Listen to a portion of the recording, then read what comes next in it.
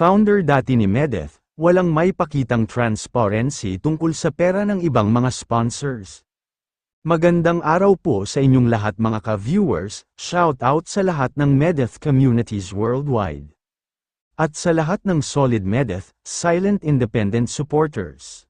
Binabati ko po kayong lahat, paki-like and share naman po guys ang video natin. Stress na naman ang bunso natin dahil sa hindi mamatay-matay na issue. Dating founder ni Bunso walang transparency na maipakita. Lalong-lalo na sa pera na tulong ng ibang sponsors. Kaya nasabi na lang ni Bunso kung talagang wala kang tinatago o ginagawang masama. Bakit daw sabi ni Bunso hirap na hirap ka magpakita ng transparency ng pera? Lagi daw nagagalit pag hinanapan ng audit sa pera ng Team Dadeth Global members. Dapat responsible ka bilang founder, black and white dapat. Latag mo lahat sa mga nasasakupan mo ang lahat ng pera na pumapasok at pera na lumalabas.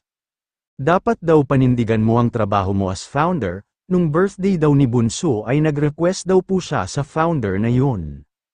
Na kung pwede daw gumawa ng listahan sa mga magpapadala sa birthday niya. Para daw mapasalamatan niya, ang ginawa daw ng founder ay galit na galit at pinagmumura si Bunso sa GC nila. At inaway-away daw si Bunso, ayaw daw talaga balikan ni Bunso ang isyo na ito.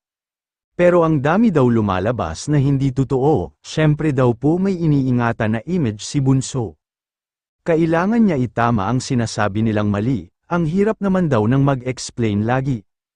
Pero syempre kailangan niya din protektahan ang sarili niya. Baka daw mamaya maniniwala na sila sa mali, at least nasabi na niya ang side niya. Natawa na lang si Bunso dahil natapos na daw ang Team Dadeth pero ang issue hindi pa rin matapos-tapos ng Team Dadeth Global. May mga saksi naman po na hindi po talaga humihingi si Bunso para sa damit niya na isuot sa birthday ni Sir Dan. Siya po ang kusa nagbigay nun, paliwanag pa ni Bunso hindi daw talaga siya palahingi. Kagaya po daw ng mga suot niya, may nagbibigay lang po ng mga titas. Pati daw pagkain sa Jollibee issue din daw, nakakakain man daw sila even before pa.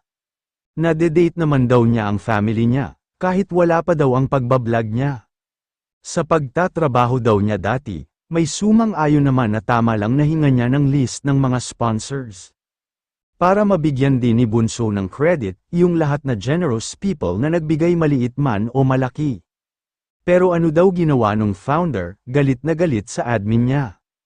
Pinagmumura din daw sila, yan daw ba ang ugali ng leader? Yan daw po ba ang professional na sinasabi nyo, si Bunso na nga daw ang bata. Pero siya pa ang nagle-lecture sa inyo, pero okay lang daw willing naman si Bunso mag-adjust, sinisiraan din daw niya ang co-founders niya like Tita Ana, yan ba daw ang ugali ng professional? Gusto niya po talaga isalba ang grupo na yun, kahit paulit-ulit na siyang nagpapakumbaba, iniintindi niya na lang ang side ng founder, kahit madaming pagkukulang. Hanggang dito po muli mga ka-viewers, happy and healthy community is our priority. Maraming salamat po sa inyong lahat.